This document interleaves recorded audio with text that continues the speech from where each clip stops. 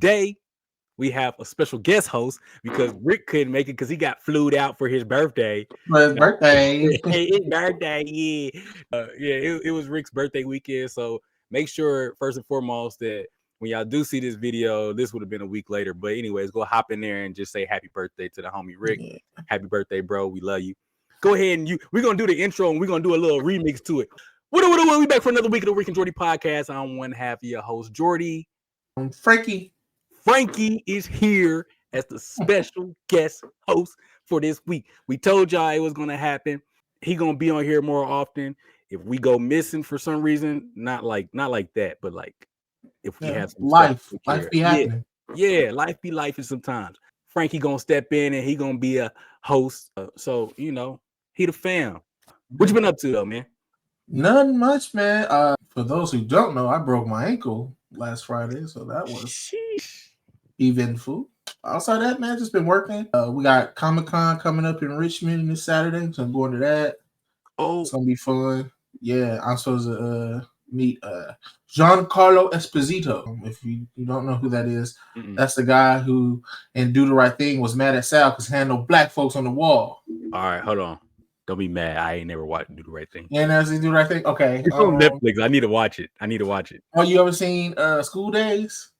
Yeah, but I don't remember it that well, though. Okay. Do you remember when she licked my man's part? Yeah. The man with the part. Okay. All right. There we go. He's been in a bunch of other movies. Jungle Fever. What's he in Jungle Fever? Probably not. Mo Better Blues. He was in Mo Better Blues. He was in The Mandalorian. I didn't watch it. You didn't watch Mandalorian? He was in the new Captain America. If you've seen that one, he was the new one. There's a new Captain America. Dude, hey, Marvel, like superhero.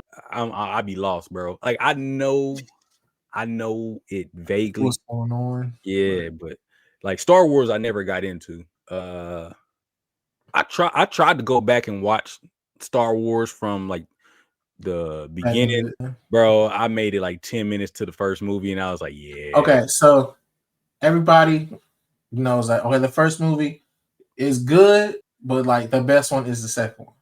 Okay. That's where you get the I'm your father, stuff. That's where all that happens. I know Anakin Skywalker becomes Darth Vader. Yeah, that's from like episode 2. That was like the prequels. Okay. But the original, the first 2 that came out, he was already Darth Vader. Oh, okay. I'm talking about that one, The Return of the Jedi. That's the best one. I mean, Empire Strikes Back. Return of the Jedi is the 3rd episode. At technically 6. We'll have to do something. We'll have to do like a watch along where we watch and cut it up and kind of get you like natural reaction. I'm actually down for that. I've been wanting to do something like that, but I don't know what to watch. You know what I'm saying? Yeah. Like if it's me picking, people suggest it. We'll have people that watch the show suggest it.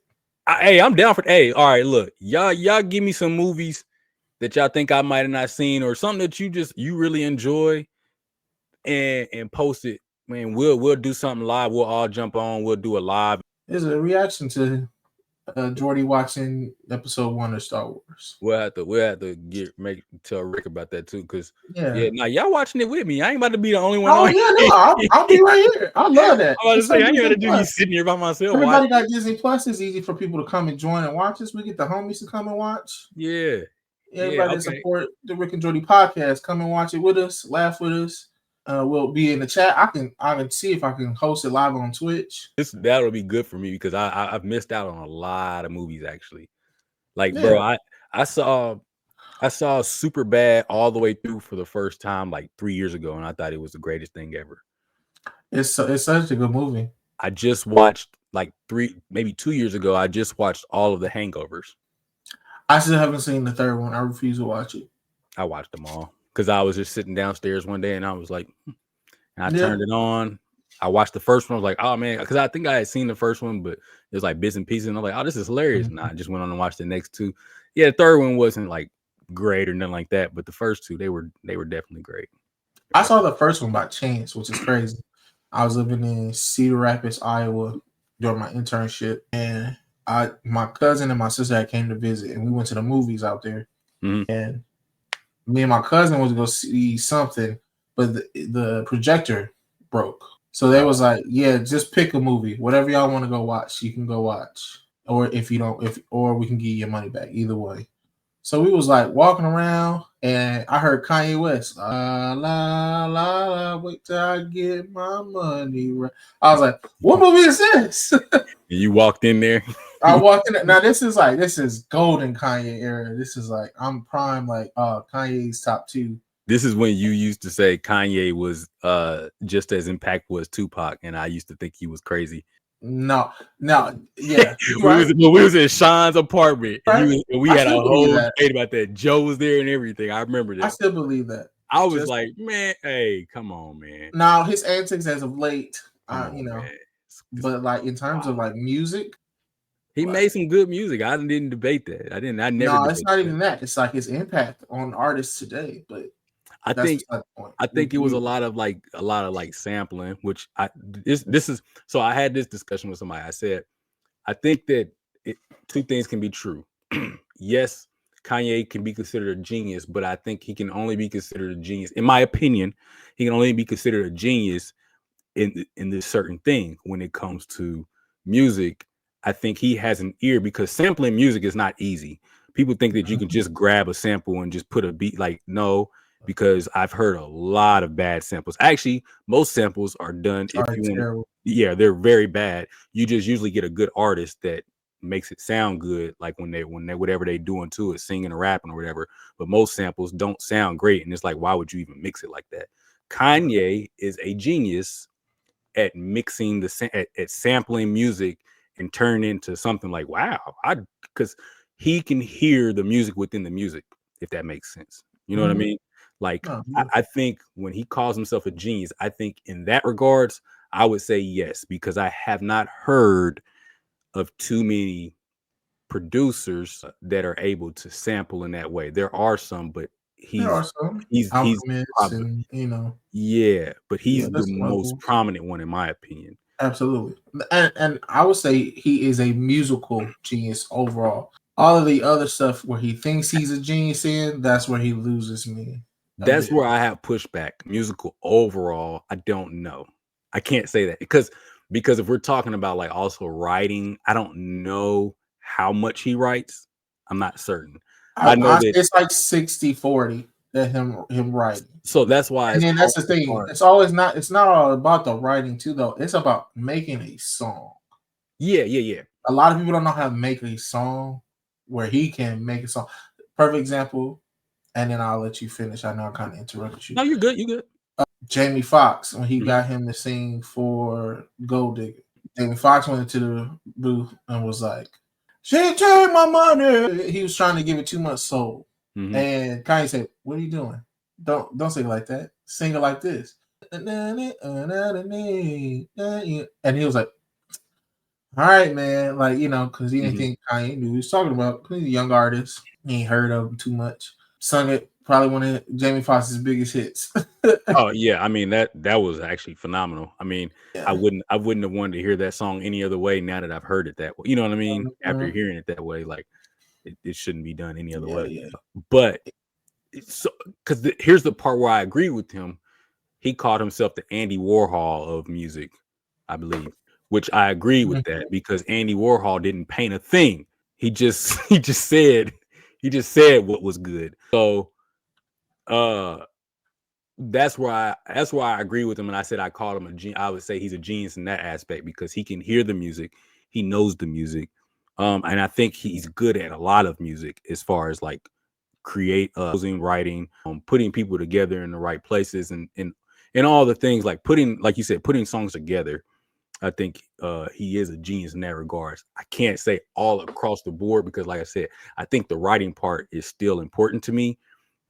Just because like that's part of the artistry when you're calling yourself like a music artist, I guess, because it's not just the beat. Because then if it's just the beat, then what separates you from being a producer? You know what I mean? Like, because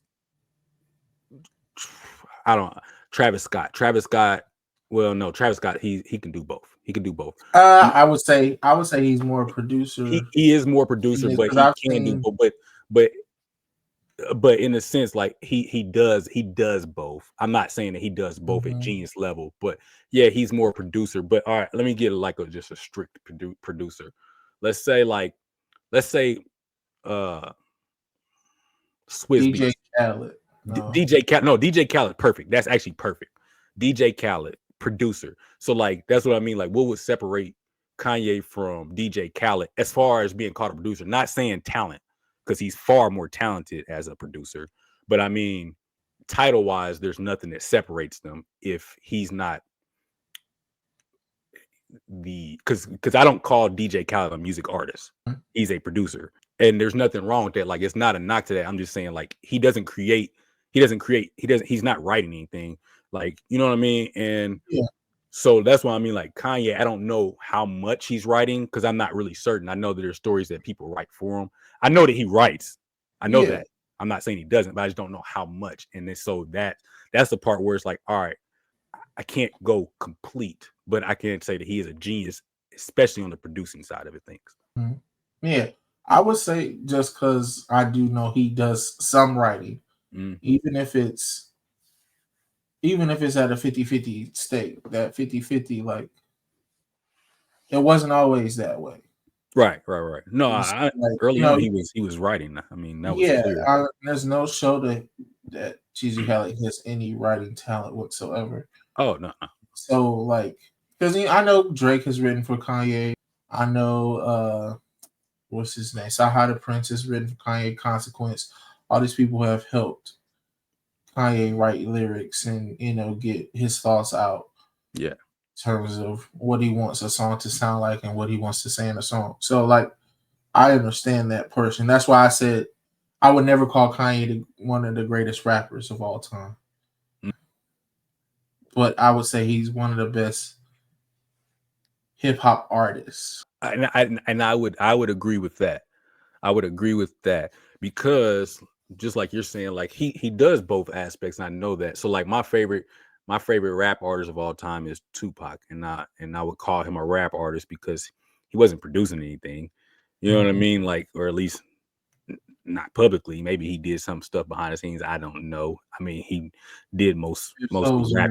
Yeah, it was very limited. So rap artist, but when I talk about like when I say like rap artists, it was like mainly just from the aspect of writing and rapping. You know what I mean? Like that's part of it. And so like for rappers, like I know they throw Drake in. I know I've heard Drake get thrown into rap. I don't really agree, and I haven't for a long time. I feel like after this whole shebang, even before that though, I didn't believe that he was a rap artist.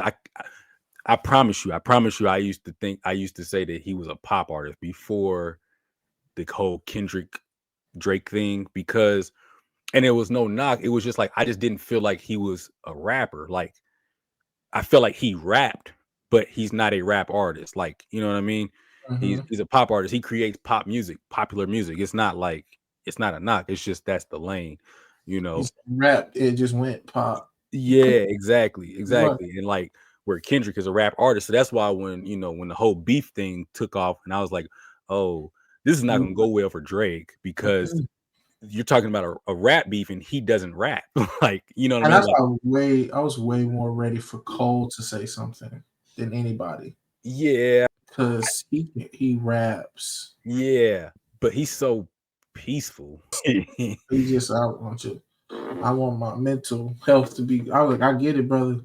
I'm glad. Also, Schoolboy Q told him. They said Schoolboy Q told him, don't do it. Yeah. Well, and I'm glad he didn't, because I think it got a little messy. Honestly, like, it was fun up until Meet the Grams. Like, when Meet the Grams came out, I think that's when everything got dark. Bro, that came out like midnight or something like that. And I heard that, I stayed up and I listened to it, and I was like, oh, I just, like, there was something in me that was just like, I need to go to bed because this is too much. Like, it got spooky. Spooky. Yeah, but it was fun though. But I digress. I don't mean to get too far off into the weeds, but hey, you remember we used to get the senior tickets? Dog, I still do that. Do you? I haven't been to the movie theater since COVID, bro.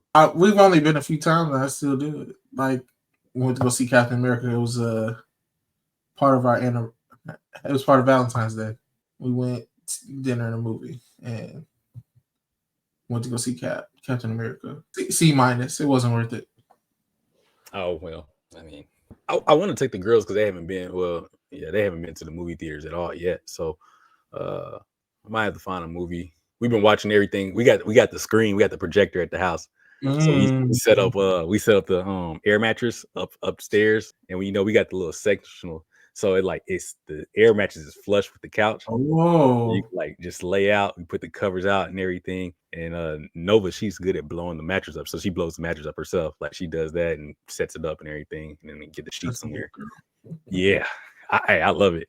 Then we order pizzas. We set up the projector screen and everything, and we got that Roku popped in there, and we just watch movies like whatever, like we've seen Sonic 3 and Despicable Me 4, like all the new movies that just came out to streaming platforms. We got like every single streaming platforms, and we watch them movies we do it every Friday night. So Nova, she wake up in the morning and she's like, "Daddy, you know what day it is?" And I'm like, "What?" She's like, "Movie night."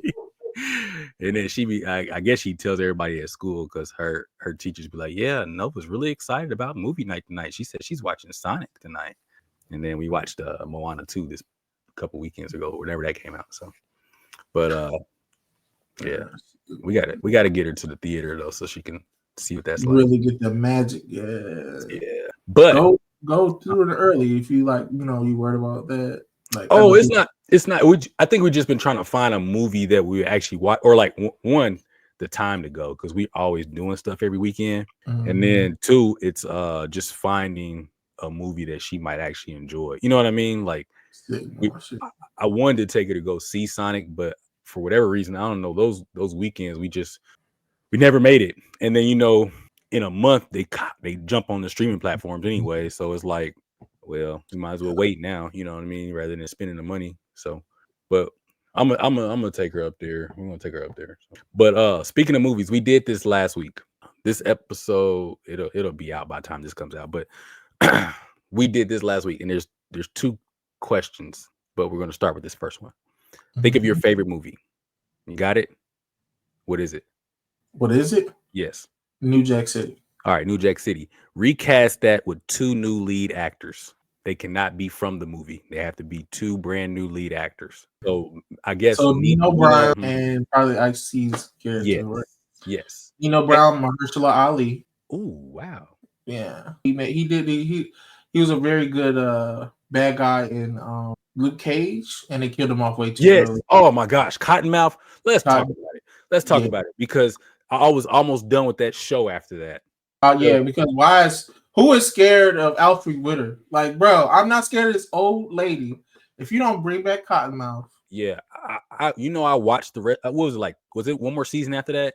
It was, I think, 2, because his brother came in one of them seasons. Do you know I watched the rest of that series just thinking that they were bringing Cottonmouth back the whole time?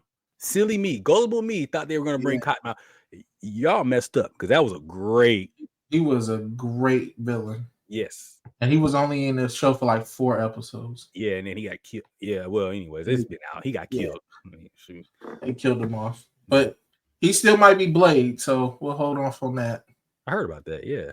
I like Mahershala. Mahershala is a phenomenal actor. I don't think he gets a whole lot of like play though for some reason. I mean, he's got an Oscar. Well, I mean, like, I just feel like I don't see like or hear his name mentioned as far as like when people talk about like great actors. Great actors. Like, I just don't feel like I hear his name a whole lot, because I thought he's been phenomenal. Everything I've seen him in, he's been phenomenal. Absolutely. Yeah, but if I want somebody to do Nino Brown, I feel like he can pull off the gusto without being corny.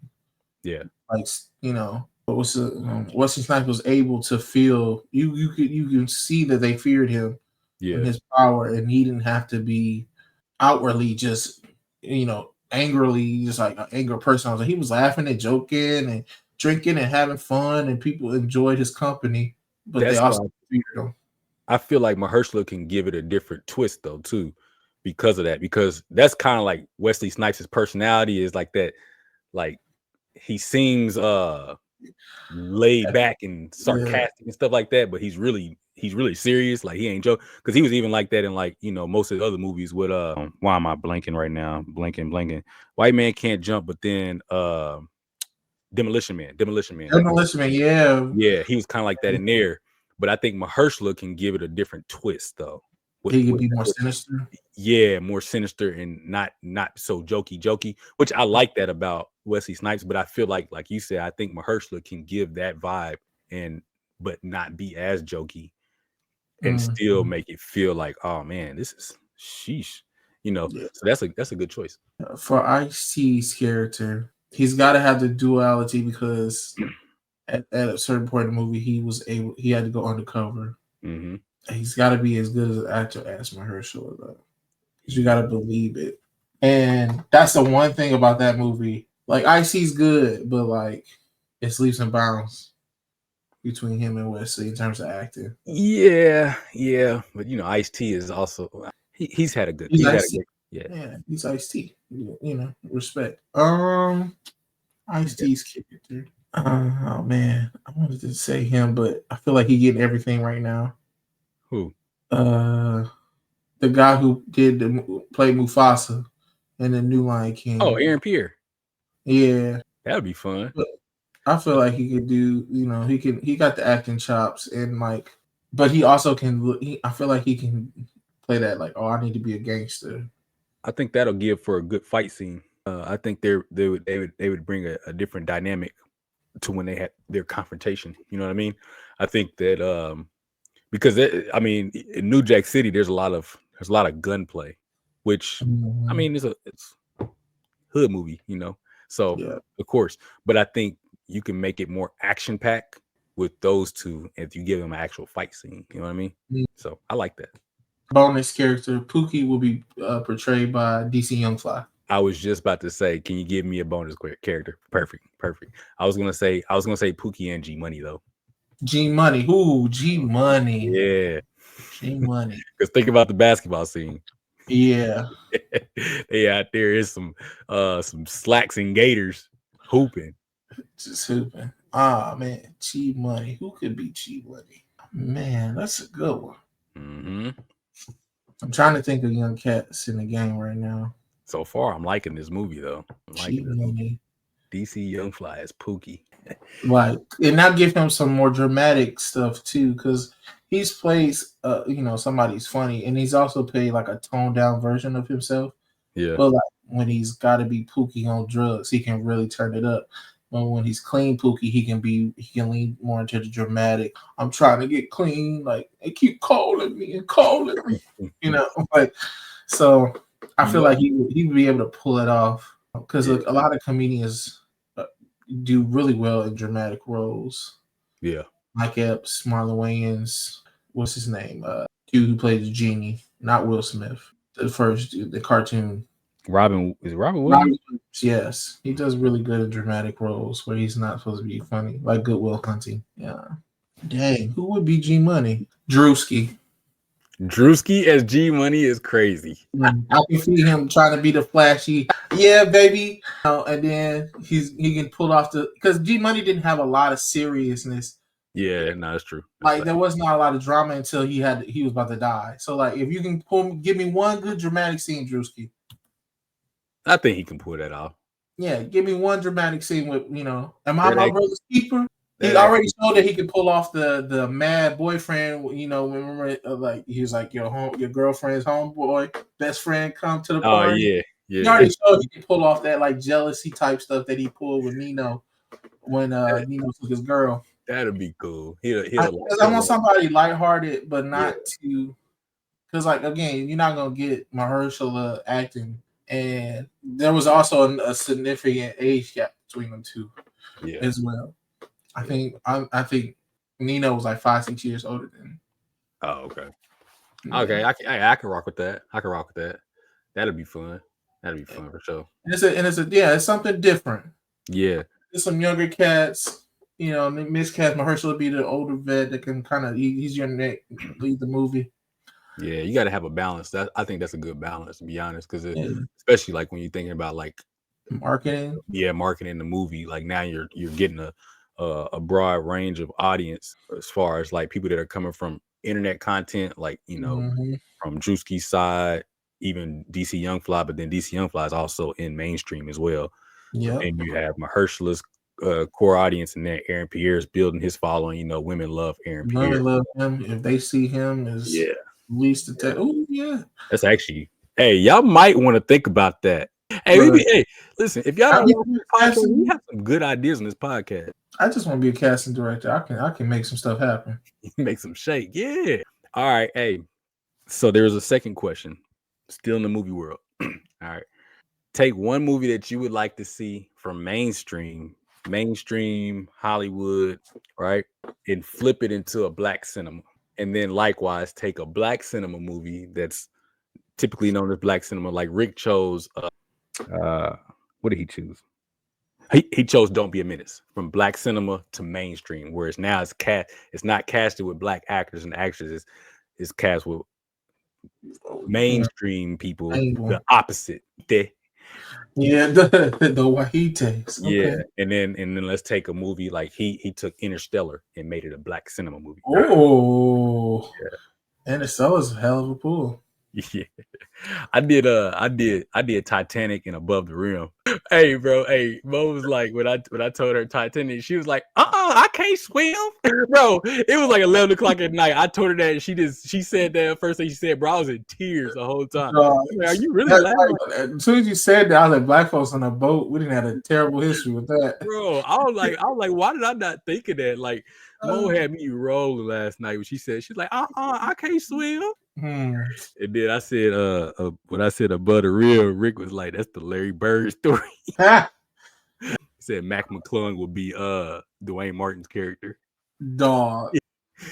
I only see that man once a year. Chet Hanks plays Tupac. He plays Birdie. He's got a Jamaican accent for some reason. I don't know. But yeah. So mainstream to black cinema and black cinema to mainstream. So how you flipping these movies? I got one for you. All right. Driving Miss Daisy. Oh my goodness. Flipping that. I want to flip Driving Miss Daisy. That's wild. Dog. I want it. Just want to some black woman tell some white man, you can't go make water. It's your white ass in the squad. Bro, that's getting so yeah. Okay. That might turn into a real life comedy. Look, and the woman's Medea. Medea goes to drive. Driving Miss Medea.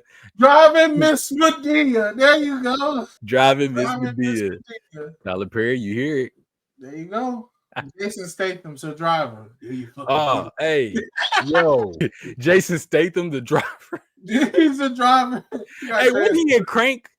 Yeah, he was. Bro, all I remember was he was like, because he had to keep his heart charged up or something like that. Yeah, he's got to keep his heart at a certain rate so his body wouldn't explode or something. Dude, dog, oh man, he is always on the go. And he would be with Medea in the car. Boy, he probably getting chased by the Driving Miss Medea. So Tyler Perry and Jason Statham. And then you got what's her brother's name? What's her brother's name? They got the oxygen tank. He in the passenger. He in the back seat. Yeah, what's that fool's name? I can't remember his name. I told you to make it right. Yeah. Medea cold. She weighing the car down. You might have flipped over if you turned too hard. What's that fool's name? I can't remember his name. Keep thinking Uncle Willie, and it's not Uncle Willie. No. It could be Willie. Nah. It's not Willie? Joe. It's Joe. Joe, you right. Yep, it's Joe. It's Joe. Joe, Willie, that's all the same thing. And bro, in the black community, everybody got an Uncle Willie, Uncle Joe. Sure do. I got both. But they're different sides of family. Uncle Willie is on my dad's side. Uncle Joe. Still got him. You probably got a June bug too, huh? No June bugs.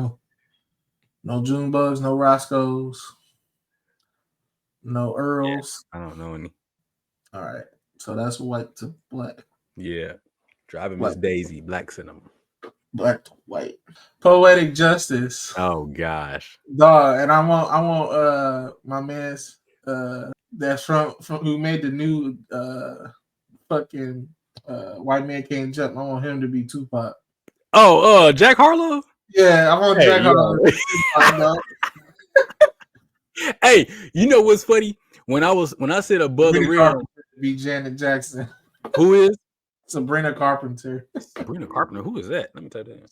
She sing her song. She's just Espresso. It's her biggest single. Oh, okay. Oh, yeah. Okay. Jack Harlow and Sabrina Carpenter. It's funny because when I was thinking about above the rim, I was like, Jack Harlow is gonna be Bug. He would be Bug. That'd be funny. Okay, that's good. That's good. I like that poetic justice. Chicago. Who would be from Chicago? No, that's what you call his character. Oh yeah, yeah. Who's is his name? Is that Joe? Is that Guy Torrey? Yeah. Joe That's Guy. Okay, yeah. Okay, Guy Torrey. Yeah. Because we just saw him in something. We was watching something he was in, and all I could think about is, yeah, keep brushing that weak fade. Who could be him? Oh, man. I'm still thinking about driving Miss Medea. Driving Miss Medea is crazy. Poetic justice. Hey man, Tyler Perry gonna make that. Watch. Dog, I'll be like, I want my money, Tyler. Shoot, that's IP. That IP, yeah. That came from this podcast, man. Shoot, we want that. Man. I can't think of somebody who could be Jack Harlow's second-hand man. Jack Harlow, Sabrina Carpenter. Maybe like, dang, man, this is where I don't know all my actors like that, man. I want Ariana Grande to be what you call his character because that's out of her character. She's an alcoholic. Oh, Regina King's character. Yeah, Regina King. Let that be Ariana Grande. She out there getting wasted. I'll get another man. I want to see her. I want to see her drunk. Only person I can think about now as Chicago is Chet. That's your guy. That's my guy, man. Chet.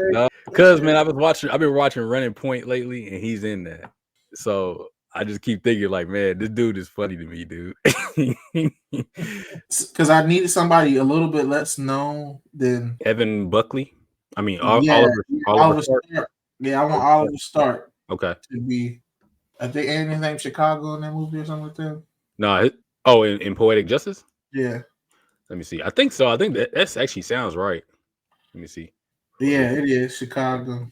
Yeah. Lucky. Oh, it was Joe Torre. No. Yeah. Are you sure? I said Guy Torre, his brother. Okay, Joe Torre. All right.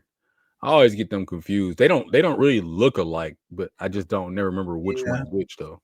I know Joe Torre's the older one though. Yeah. Yeah. I forgot Q-Tip was in there. He got killed at the very beginning. Yeah, he was his cousin, wasn't he? Yeah. No. Nah, he was the one that he dated Janet Jackson, I think. Oh. Remember he had a beef with them dudes?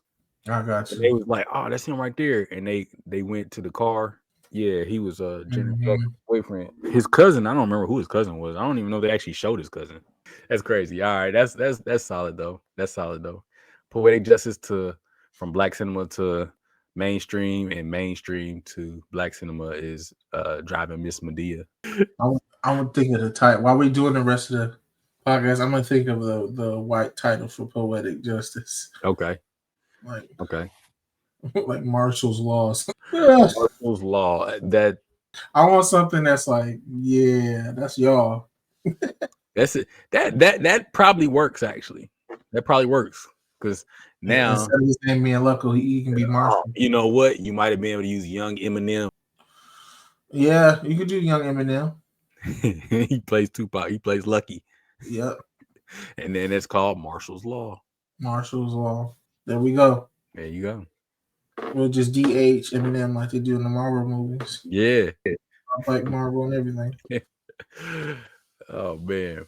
But hey, you sent me some good stuff because that's what we're gonna talk about. We're gonna talk about so people invent stuff. Just like we sat here and we created our own renditions, so to speak, of movies or what we would like to see flipped, a remix, so to speak. There are people out there that have tried to create their own inventions, maybe even remix some stuff. Who knows? I don't know. Some of this stuff might have already been there, but it didn't go so well for her. I don't want to laugh because it ended poorly. Yeah. We're gonna talk about today people that have what's the PC way to say it? Inventors that were killed by their own inventions. Okay, there we go. Hey man, you gotta be PC about everything nowadays. So they were trying to be pioneers and end up just didn't make it on the other side. There was one that we talked about. I want to talk about that, bro, because like I said, I'm not trying to laugh at it, but bro, the statute of limitations. This was a while ago. Yeah, you can laugh at this one. There's no remnants of this person. Yeah, except this one video. That's true. Yeah, we're gonna show y'all the video. This is a silent video. All right, so let's just start with this. I'm gonna share my screen. There was an inventor or a man. His name was Franz Reichel.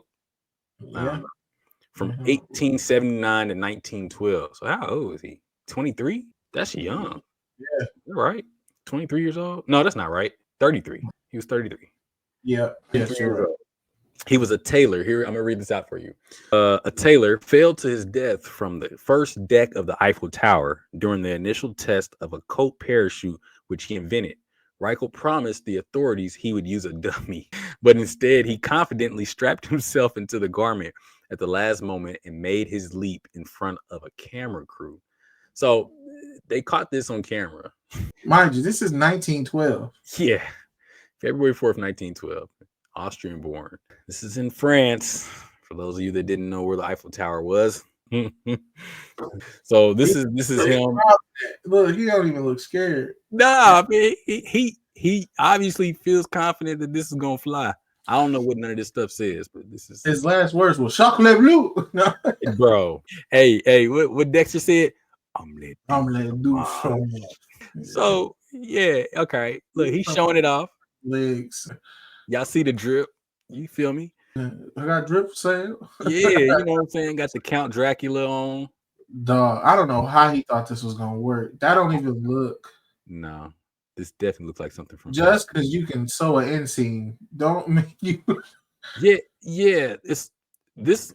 He has no aero training. He's a tailor. Yeah, this lets you know how difficult or where our minds are at. Now he's scared. Look, I'd be scared too. Look at that, bro. No, you be smart. You be on the ground. You're right. Be smart. Would have never thought of this because. Okay, here he goes. Boom. Dead. And all around him. Oh no! Pick him up. The dust just keeps making me feel like it's a cartoon, bro. Because it's like this is not real. This is a TV. This is like a movie or something. The end. So like that's what we're gonna be getting into today.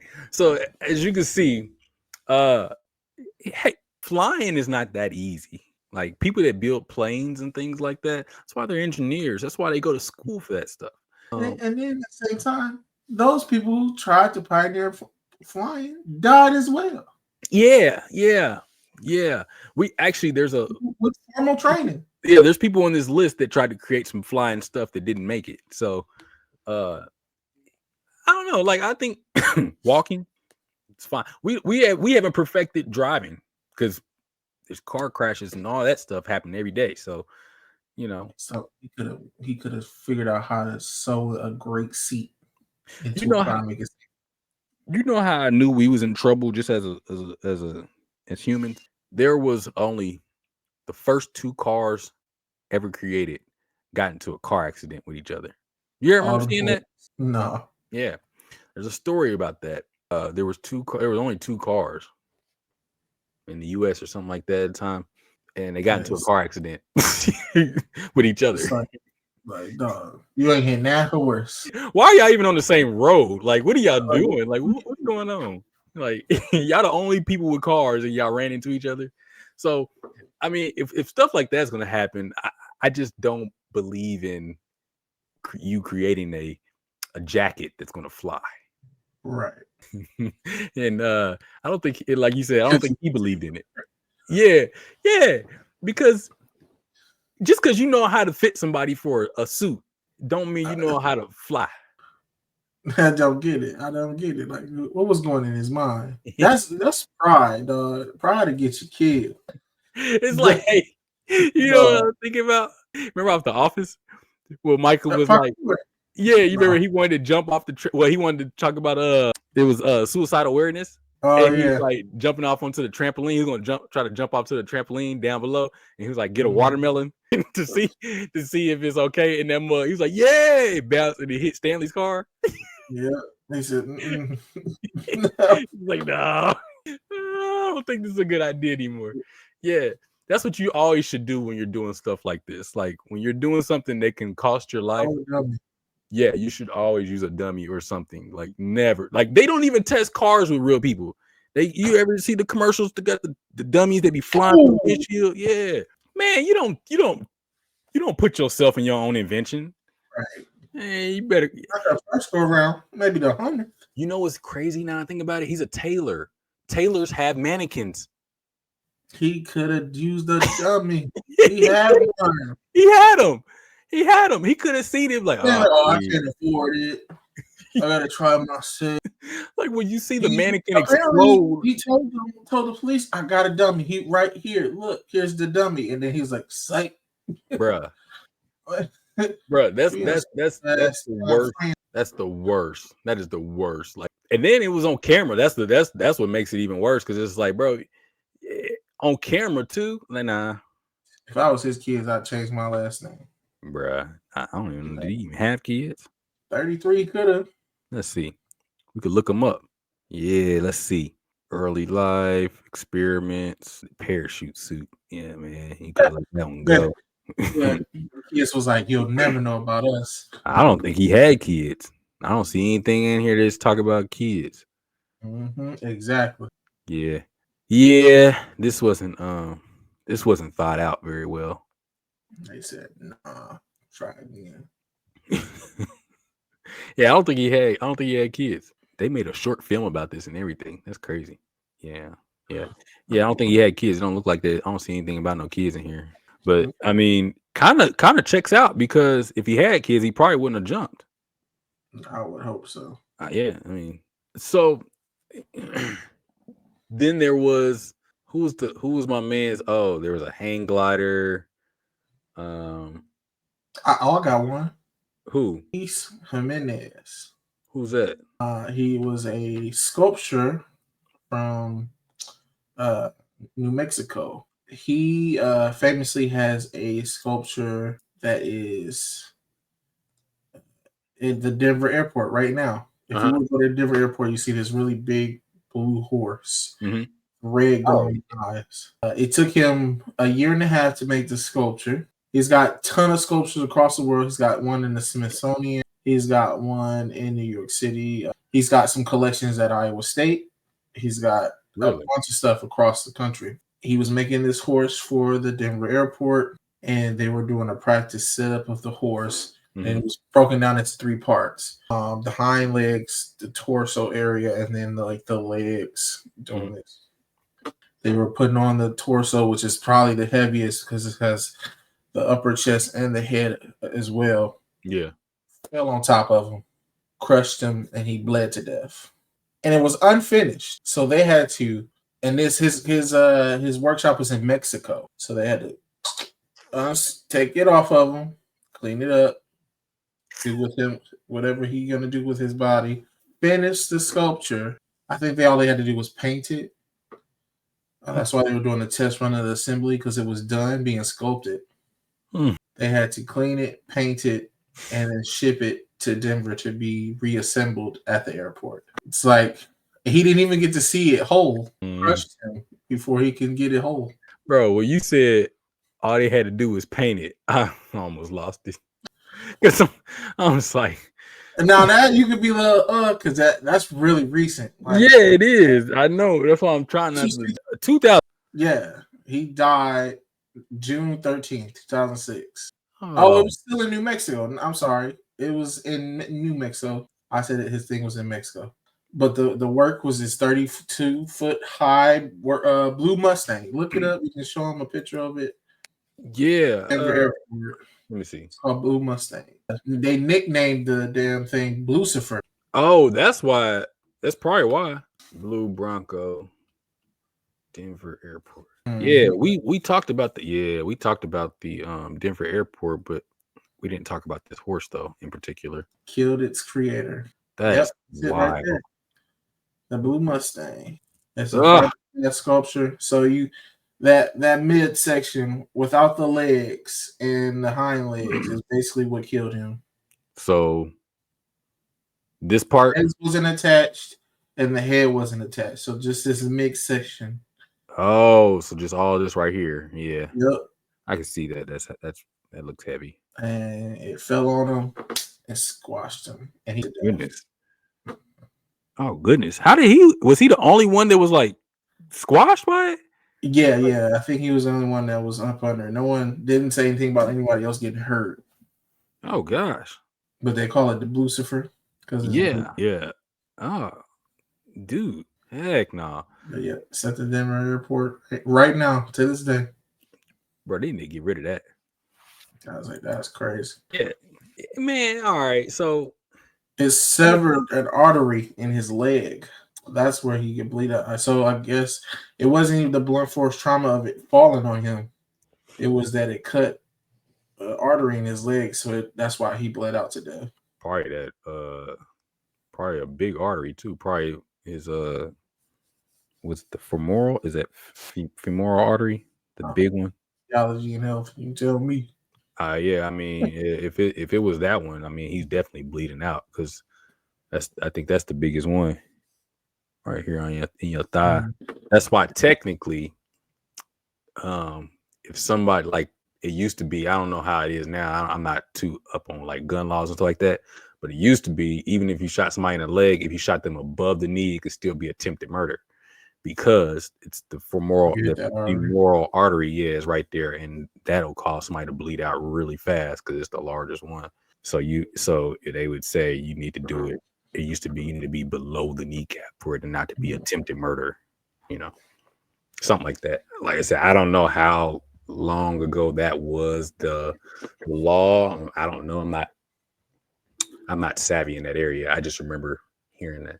So don't quote me on that. Never quote me on anything. Always do your own research. I got one more, and then I'll let you share some of the other ones that you saw that were interesting. Bet.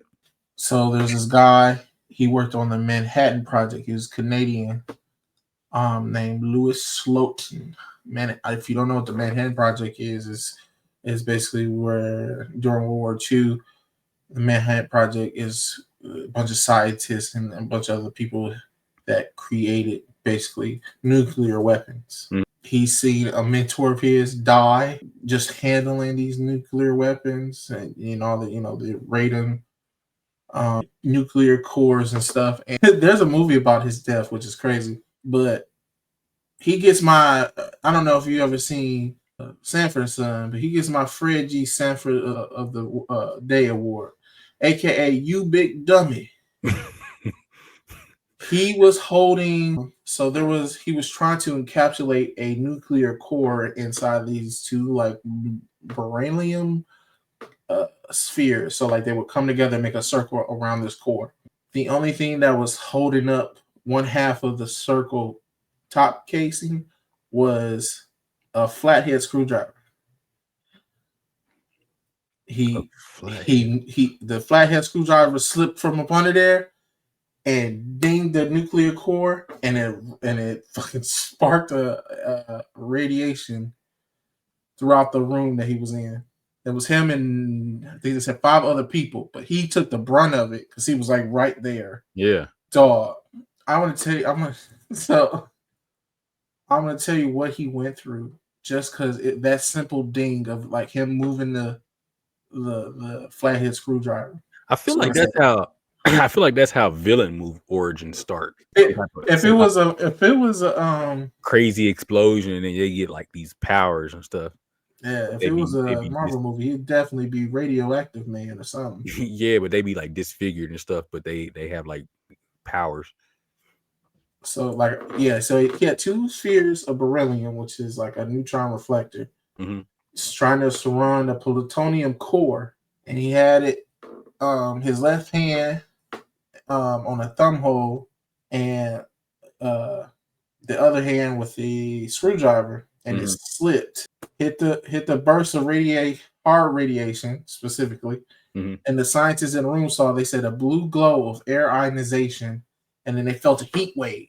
Then Slotin immediately experienced a sour taste in his mouth, and then an intense burning sensation in his left hand because he was holding the casing with the thumb hole with that one. So he immediately dropped it, looked at his hands, and his hands was already blistering up.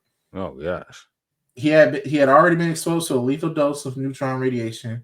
So basically it was just a time tick of like how he was about to die. So I'm gonna go into detail of what he went through. Despite intensive medical care and offers of numerous people trying to give him blood transfusions, Slotin's condition was incurable.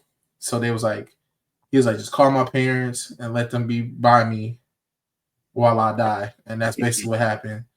They got there from Canada on the 4th day of him being in the hospital. He said he started feeling agonizing sequences of radiation-induced traumas. So he had severe diarrhea, reduced urine output, swollen hands, arrhythmia, so his heart was just palpitating out crazy. He had massive blisters on his hands and forearms, intestinal paralysis, gangrene.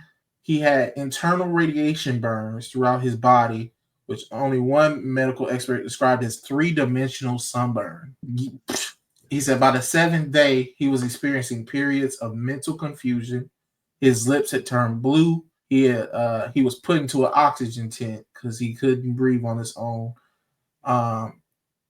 So by day 8, he had slipped. By the beginning of day 8, he had slipped into a coma, and day 9, he had died at 11 a.m. on May 30th. Oh gosh! And some of the other people that were in the room, they ended up dying really early too, but not like him, like within a week. Because he, like I said, he took the brunt of it. But like 2 of the 4 guys that they were in the hospital for about a week and they were cool. The other 2 were maybe in there for a day or so. It's crazy is they all got about $3,500 from the government for this incident happening. That's which it? In today's with inflation, adjusted inflation, is about $56,000.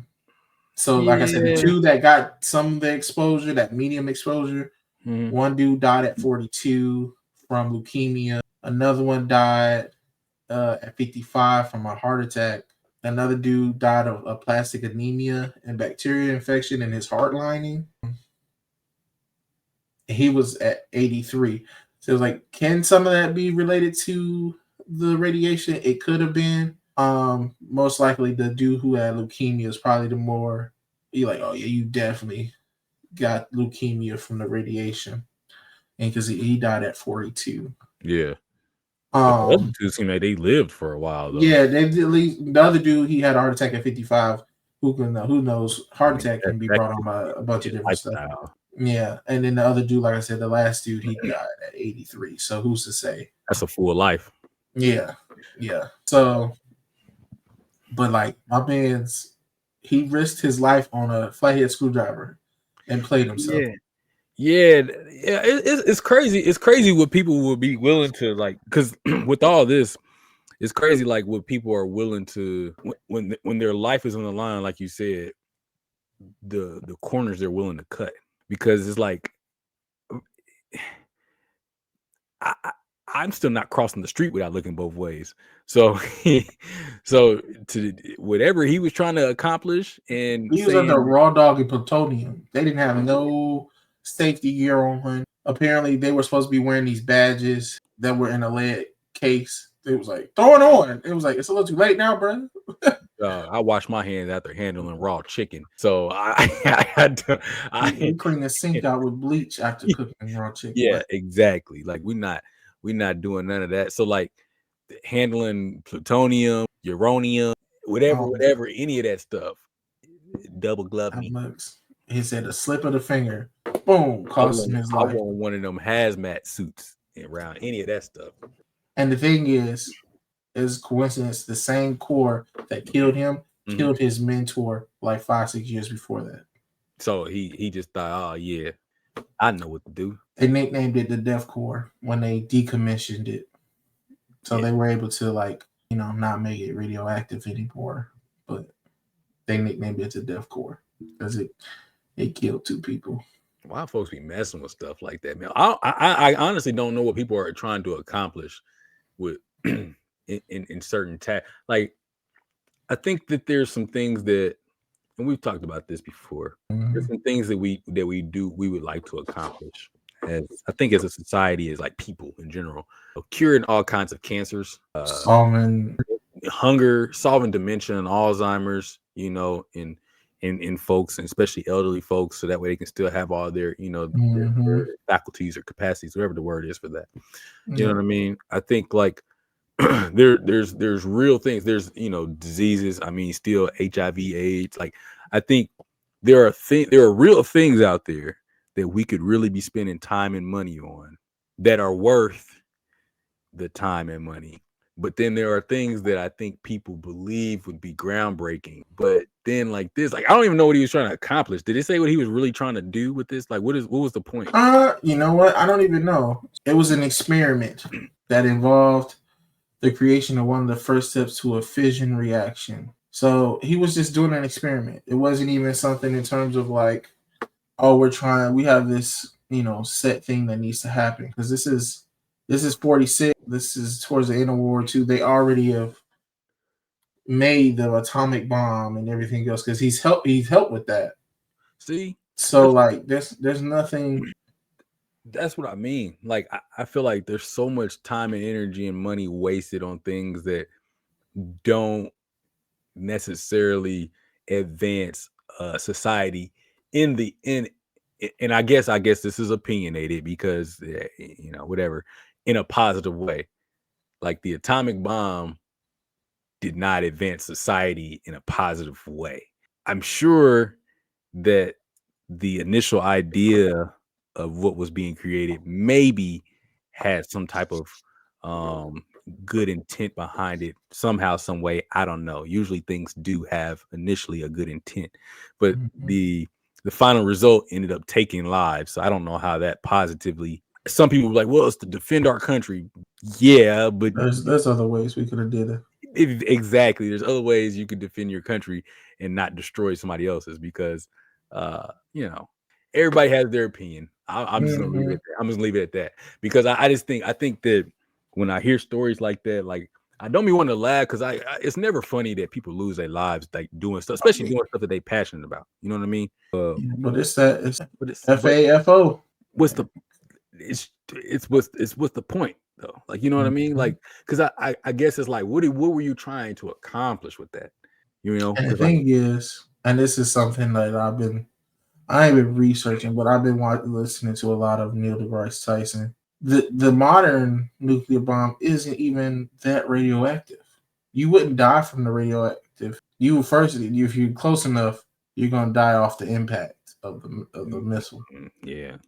He said that then it's the second wave of compressive air that makes from the sound. If the bomb didn't actually kill you, the sound's gonna kill you. Dang. He said, yeah, there's honestly little to no, but there's a significantly less amount of radioactivity in nuclear weapons now in the modern day because I guess the governments feel the same we do. Can we do this safer? Yeah. Like, how can we not put our own people into because it's danger like as well? At some point, you're just going to destroy everything, and it's like it becomes pointless. So it's like everything that you were fighting for, you destroyed. If you wanted more land, you blew it up. So yeah, man, you blow up Japan, and now part of Japan you can't even step foot on. Yeah, I don't think they want that. They want to be able to take over. If you're using those type of weapons, yeah, you want people to rebuild. Yeah, and enforce what you believe to be right in that area and bring it up So that's why they said that it's. I'm not gonna say no radioactive. Yeah. Yeah, but this is you wouldn't die from that. Hey man, look, that's what I'm saying. Like, just I think we just need to create some stuff that, or invent some stuff that can actually be useful. So far, because here's the thing, like even thinking about like the flying. Okay, even if the dude made the flying jacket, I mean, I'm not using that because am I going to trust? Because I don't know how big he is. You know what I mean? He didn't look like a very big guy. I'm 6'3", 200.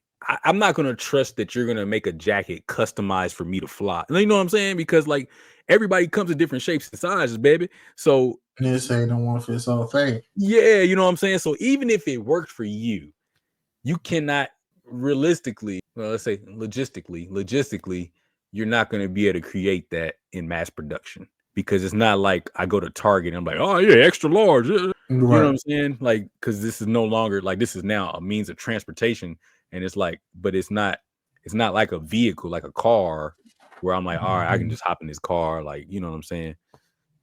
But I'm not putting that on. So like you still created something that is not going to be useful for the masses. Like it's only going to be for you and maybe somebody of your stature, because I'm sure it'll take you a while to learn how to create something that is going to fit a different body size. You know what I mean? And then who you going to test it on? You gotta do the calculations. Yeah, you got to do calculations, then you got to do the test.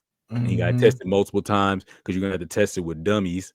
And then you're going to have to test it with a real person. And if it doesn't work with a real person, you're getting sued. So you're going to be out of business, or because you gotta have variety. Like yeah, your invention's gotta at least like a size of a shirt. It's gotta be able to. If I wear a large, but a large on somebody who is 5'11", 150 pounds or whatever. I don't know. And then versus a person that wear a large who's 5'5" and they 300 pounds. That's gonna be different, but it's you have to fit the same. Yeah, your calculations have to be right with that. Yep. This is a large parachute for people to weigh this amount of money. So you got to do the calculations. You got to test those peaks. It's just a lot behind it besides measuring up some damn end seating. And like, yeah. Yeah. I think he got the wrong idea about how flying works. If you ever taken a little army figure and put a plastic bag on it and threw it over, you'll know that the sizes of the army figures change how that plastic bag floats, you know what I mean? Or if it floats at all, because sometimes if you got a little bit bigger action figure, it just drops. So you know what I mean? Like in that plastic bag, a Price Chopper bag, or Target bag, let's say Target bag also is a different weight than a Walmart bag. Walmart bags are a little bit thinner. You know what I mean? So like, that you got to take all those things into consideration as far as like what type of fabrics are you using, and like it seems like more problem than it's worth at the end of the day. So I think about that with not just that, but some of these other inventions. But there was an invention that I'm kind of like, I don't know. Like I'm not necessarily. I feel bad that the person, huh? I said you digging it a little bit. You're not mad at it. Yeah, I wasn't mad at it because it's a good idea. So this is early. Let me see. There's a guy. He was trying to create a flying car or something like that. There's also a person doing a flying taxi device. Is this the guy Henry Smolinski? Did you read this one? Yeah, no. Henry Smolinski. Let me share this. Yeah. I've seen this one. Yep. Yeah. So I actually like, this is the one where I'm like, okay, because this is what we've been wanting in the future. Henry Smolinski, I hope I'm pronouncing that right, was killed during a test flight of the Avmizar. Oh gosh, okay, hold on, we're gonna get to that. A flying car based on the Ford Pinto and the sole product of the company he founded. All right, so okay, now that I see the picture, okay. Boy, it was wishful thinking. Yeah, that's not how flying works either.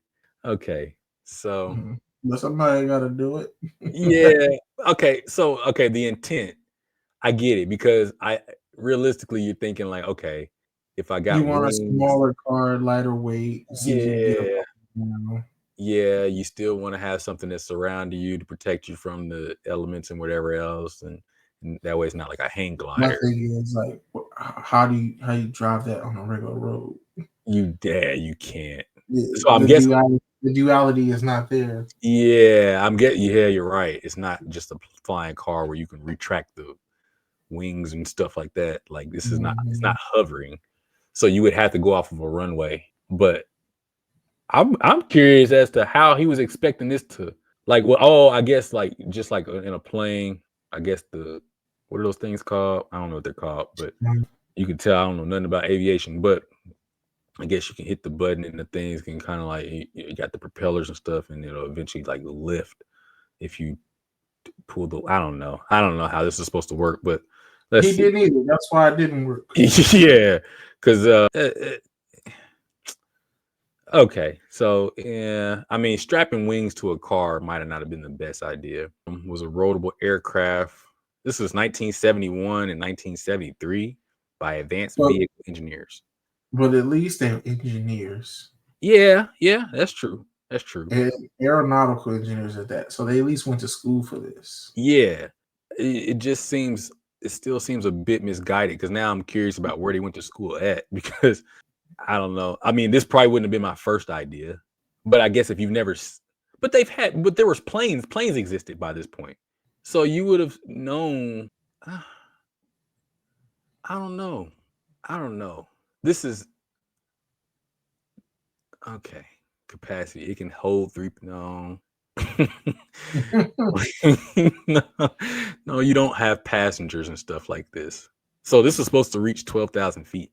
I'm guessing, right? Service ceiling. Yeah. Did it say that it ever was able to take off and it just? So let's see. Test flights. Let me see. Make sure I didn't miss nothing. Those are prototypes. All right. Test flights. On a test flight from Camarillo Airport in California, according to test pilot Charles Red Genuis, the right wing strut base mounting attachment failed soon after takeoff. Oh gosh, because turning the aircraft would put too much stress on the unsupported wing, put the aircraft down in a bean field. And after the roadway was closed to traffic, Genuis drove the otherwise undamaged aircraft back to the airport. He was like, "Yeah, I'm going to put this mug in drive. Back it up, Terry." And then it said, "Put it in reverse, Terry. Put it in reverse, Terry." Oh, September 11th, 1973, during a test flight. That's a date, ain't it? It is a date. Boy, y'all stop doing stuff on September 11th. The right wing strut again detached. Okay, from the Pinto. With Genuis not available for this test flight, Mizar creator Smolinski was at the controls.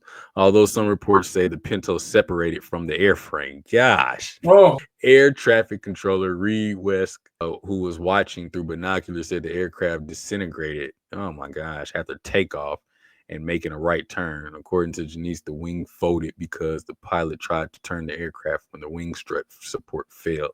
Smolinski and the vice president of AVE, Harold Blake, were killed in the result. You don't have passengers during this. Like, it's just one. If you're going to do this, it's just one person. You can't. The Wright brothers did go up together. Exactly. Because you gotta be able to, first of all, test. So if the Pinto detached from the wings, that lets you know that there was too much weight in the first place, right?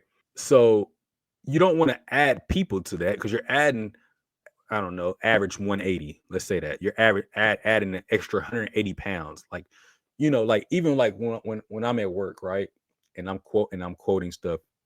When we do structures, when we make structures, we have to have structures. We have to do all the weights of like all the equipment that's on there, plus the material that's going to probably go into like maybe a bin or something like that is holding up.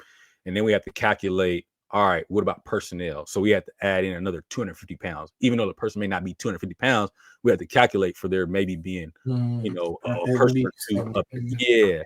So you have to calculate for body weight. So like, that's the same thing in flying. You can't just say, okay, we got a car, we're going to put wings on it, and then we're going to rig it to where it fly. Okay, but what about if you have people in there? You know what I mean? Like, maybe that's why it's separated. The weight from the people, and the wings wasn't soldered or welded on properly. Exactly, because as engineers, they probably figured the weight of the car and the wings. And I'm not saying that they forgot about the people. I'm not saying that, but what I'm saying is you need to overestimate. You know what I mean? So like if I'm thinking, okay, this can seat 3 people, but even like with elevators might say it can hold 30 people, but the weight they might be able to hold the weight of 60, but they're saying Just capacity depending on at the 30. weight. Yeah, because even with my boss tells us, like I said, we had to calculate for the weight. All right, so now even after we get all those weights, so say we got the product, we got the bin, all the equipment that's attached to it. So all this stuff and then personnel, all this stuff is going to be 5,000 pounds. So we need a structure that can hold 5,000 pounds. But then he'll say, all right, but then add 20% to that. So whatever 20% of that is, what, another 500? No, not another 1,000 pounds. Pounds, yeah. Yeah, another 1,000 pounds. So that means now you need to request. Yeah, quick math. Now you need to request a structure that can hold 6,000 pounds because you want to be able to hold that 5,000 plus 20% in case of for whatever reason, right? So that's the same thing that you have to take into consideration, especially when you're talking about flying. Is like, all right, this needs to be able to hold. We want it to be able to hold this, but we need to calculate for more. You know what I mean? Because again, we're talking about people are different sizes. You know what I mean? And you don't want to just Gotta barely make it. assume, yeah. Yeah. You know what I mean? So And in engineering and software, then at least when you design a program, you always design for the worst case scenario. exactly. And so this is one where I say I ain't mad at it because this one, flying cars, It seemed like they had the right. It's just unfortunate. they didn't have all the calculations. Engineers, they went to aeronautical engineering school. Like it's just, I mean, they got a little bit ahead of themselves for didn't do some proper. They missed something. So what incident happened? And the same problem happened the second time. So that lets me that makes me feel like I don't know for sure, but that makes me feel like they didn't really investigate this problem the first time thoroughly enough. You know what I mean? Because And it might have been finances. They might not have the money that's true. to even invest in that time and effort because money is time. You're right, because this was actually their only product too. So that lets you know that this is all they probably had. That's all, like you said, that's probably all the money they had was for this. And so it probably was like, well, maybe if we just don't, like, sometimes you try to cut corners and be like, if we just don't do this, Just reassemble it. It'll be okay. Like, put tape it's on like it. hitting the restart button on your computer freezes up. Oh, just restart it. When Make it worse. When your internet or something like that go out, they be like, "I just unplug it and plug it back in." Have you tried plugging it, unplugging it, and plug it back in? I used to hate that, bro. That's IT's first. I used to hate that, bro. I remember when I was a kid, and I'd be like, if I'm at home, my mama at work, somebody like, if it's during the summer, and I'm like, "Mama, the internet went out." She's like, "Well, call the people and see if you can get it set back up." And I call them, and they're like, "Did you unplug it?" Yeah. All right, you plug it back in? Yeah, it doesn't work. All right, try it again, dog. I'd be like, all right. And I just sat there. Like, man, hey, look, this red light is still on. It ain't. They're like, all right, well, when you plug it in this, but wait 30 seconds. All right. And then you plug it back in. I'm like, all right, now is the light green? No, it's still red. Oh, well, let me redirect you. Come up. Yeah. I'm like, man, y'all don't get off my phone. I'm done with this, man. Internet used to be some messed up stuff back in the day. But yeah, man, that's rough. It's like I said, it's always unfortunate. We're not laughing and not making fun of like people losing their lives. It's just some of the ideas weren't. There was no like the payout just didn't seem worth it. Yeah, let me say that. Always do what you love. Yeah, just make sure I love you back. yeah, for sure. Flying car would have been $1 billion idea, though. That would have been $1 billion idea. The thing is, and I kind of believe him now. I told you I've been listening to a lot of Neil deGrasse Tyson. Mm-hmm. He said the purpose of the reason why people want to have flying cars is to unlock that third dimension. You want to be able to hop out and go over the traffic. Yeah. And it's like you already kind of have that with the subway. I'm not It's taking unleashing that third way. You already kind of have that with, you know, the rail systems that are move above your city. Yeah, I ain't taking You unlocking that third dimension already. He was like, I don't think flying cars will ever be a thing. That's what he said. No, I don't think they will either. I mean, by this point, we should have already had them. I mean, the Jetsons. We're in Jetsons time frame now, and we don't have them, so we're not getting them. And it's fine. I'm okay with that now. I just, when I was a kid, I really thought we were going to get them at some point. I don't even think I want them now. I just want to ride the bullet train. I don't want that. What? You know, heck, there's a bullet train in Florida. You wouldn't ride it? No. Nah, I'm riding that Joker. Dog, listen. If I told you, hey, bro, I'm flying to Chicago. I'm gonna take the bullet train from Chicago to Kansas City, and they'd be like, all right, bet. And I get to Chicago, and I'm like, yeah, I'll be in Kansas City in like 45 minutes. I don't even like flying, bro. You think I'm the bullet train? You on the ground. You don't even fast. feel it moving. You don't even see it unless you're going to look at a window. Going too fast. Take me, cuz. Nah. On the real homie. No, in a real way. In a real way. You know, I'm a real plumber. Way. I plumb stuff. Yeah, in a real way. In a real way. I'm taking the bullet train in a real way. I ain't messing with that, bro. I don't want a promiscuous train rider. So. In a real way, cuz. In a real way. I run fades with everybody. How big, dog? Dog, he was doing so much. In a real way. In a real way, cuz. I don't care. Man, hey, it's crazy. He got popping off of Pop the Balloon. Mm-hmm. Y'all watch that? Yeah, every now and then. My homeboy De Niro, the girl that hosts Pop the Balloon, that's his homegirl. Oh, for Arlette? Mm-hmm. Yeah, they went to Michigan State together. What? That's what's up. We watch that every Wednesday. Yeah, that's my homeboy's homegirl. My sister put us on to that. We watching them every Wednesday. Dog, bro. I bet your sister like one of the coolest people on the planet. She likes it. She watches Pot of Balloon. She be chilling. Man. Yeah, she just be chilling. She put us on. We watching that. Arlette, hey man, she got a show. That show be funny, man. Mm-hmm. That show be funny. It's putting some people on, man. Yeah.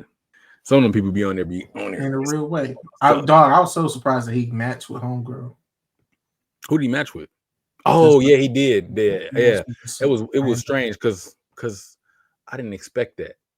She was like, God changes people, and I was like, yeah, nah, he was a little too much. He do in a real way, but yeah, he do in a real way, but I don't know that one. I don't know he went from that to the reality show on Zeus. Which Zeus, bro, I didn't know they really be letting them fight, bro. Ratchet, man, because he got pieced up. I was like, "Woo!" Like that's a little too ratchet. That Drewski could have been love is just ratchet enough, bro. I watched part of an episode of that, and I was like, "Yeah, nah, I can't do this." Dog, Drewski be, bro. He funny, but like it's starting to get too much now because it's just like, all right, bro, you trolling now. Of course, that's what's hilarious about it. They trolling. He got studs on there fighting for his love. I know. That's what I'm saying. I can't do this, man. I can't do it. I can't do it. Homegirl, like I really kissed a man on here. I can't do it, bro. I'm like, she was her first man she kissed. She was like, she said, my mama gonna be so happy for me. Now I did watch all the clips when he was on there on Constant That stream with Kevin Hart. Oh, dog, that stream was so funny. That one and the other one that he did in the big house, and they had the sleepover with Bryce. Yeah, bro, both of them, boy, them was had me in tears, dog. They had me in tears. He ripped that man drum set up. He was this is mine. He's like, I'm sorry. My man Spider-Man, he was like, it seems like there's some thugs in here. Everybody was like, "What you say?" Then he switched up and was he was like jail Peter or whatever, and he was like, "Wake up, cuz." Yeah, man. And then they kept making fun of him. Bro, when they said they was doing the water thing, and they said Drewski like the caterpillar off of Bug's Life, bro. I lost it because because when I saw that, we had watched Bug's Life with Nova recently. So then when they said it, I'm like, oh my gosh, like who's thinking of this stuff? Dog, had me cracking up. Yeah, man. Nah, but yeah. Reality TV, man. You know, Drewski that Could in Love is the only thing I really be watching. He's funny. I be watching him. I watch. Sometimes I haven't watched as much, but I watched some funny Marco when he had Drewski on there and he was painting him, and he was like, "Did you see when he did the Drewski interview?" Oh, bro, he had a picture of Drewski when he played football in middle school, and Drewski had on glasses. I had to show it to y'all, camera. But he was like, Marco was like, how you get the name Drewski? He's like, oh, just some street stuff, just like being out in the streets or whatever. And he was like, because he had a picture of him on his shirt. Marco did. He was like, this kid was in the streets. He's like, how it is. He's like, come on, Drewski. This kid, I had to show you, bro. He had me rolling. But yeah. But let's get into this wiki game before we get too far into the weed. Okay. Yeah.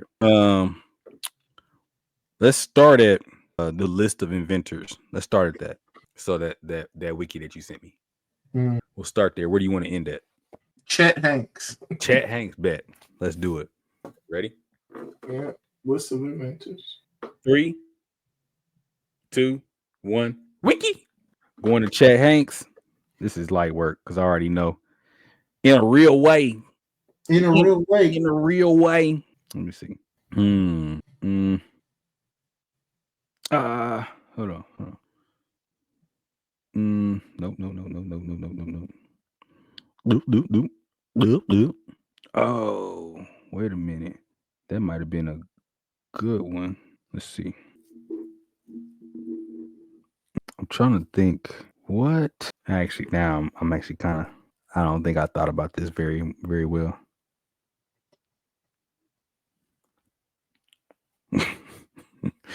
I didn't think about this very well. Shoot. Oh, wait. No, I do know. I'm gonna get there. Now. Yeah. Here we go. Come on.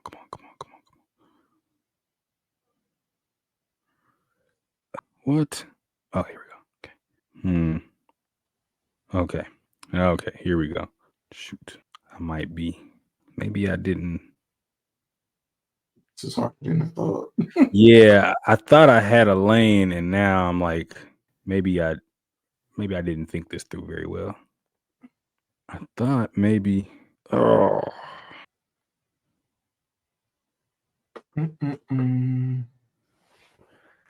Ooh, they didn't do me right. I might have to do it a weird way. In a real way. I really thought I had a lane, and then I messed up. I really messed up. Good golly. Oh, wait. Let's do this. Got him. Dang. I was getting there. Good game.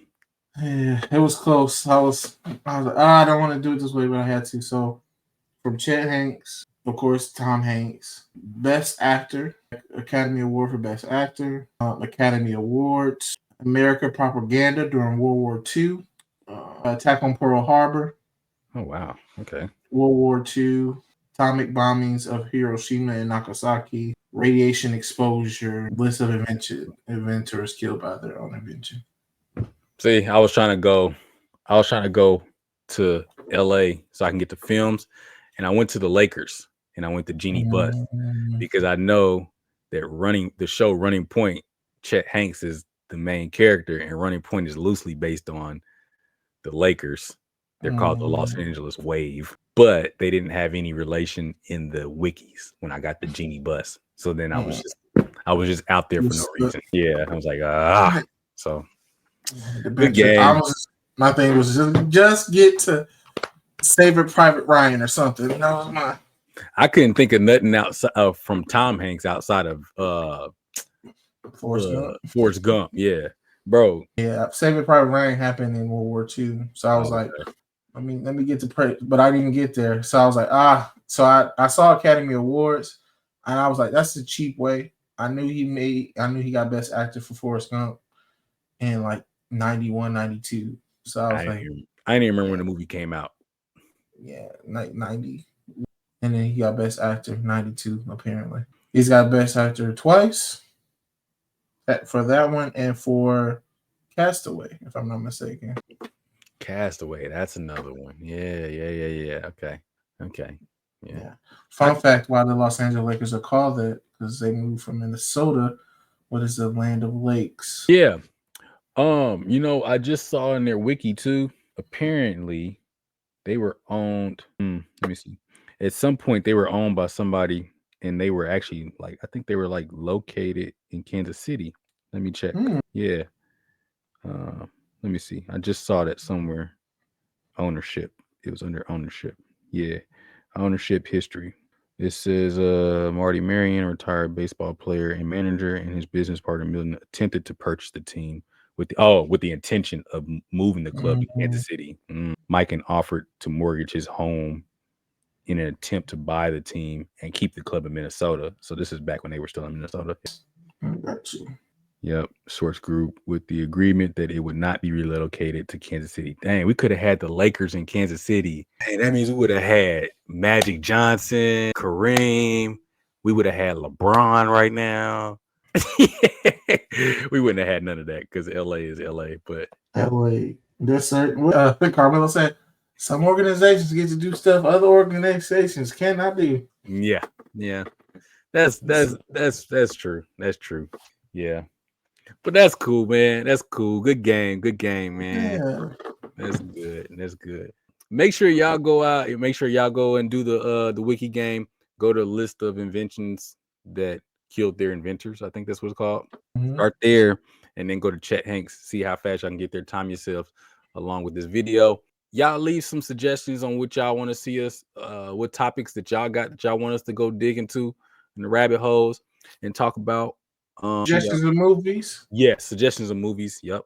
And then we'll go watch them. We'll pick a time and we'll get on a live and we'll go and watch them. And yeah, because I ain't seen a lot of movies. Y'all see I'm limited to a lot of black cinema. All the Fridays, Juice, Butter Rim, New Jack City. That's what I grew up watching. So, and I watched a lot of horror movies. So there's a lot. Alternate.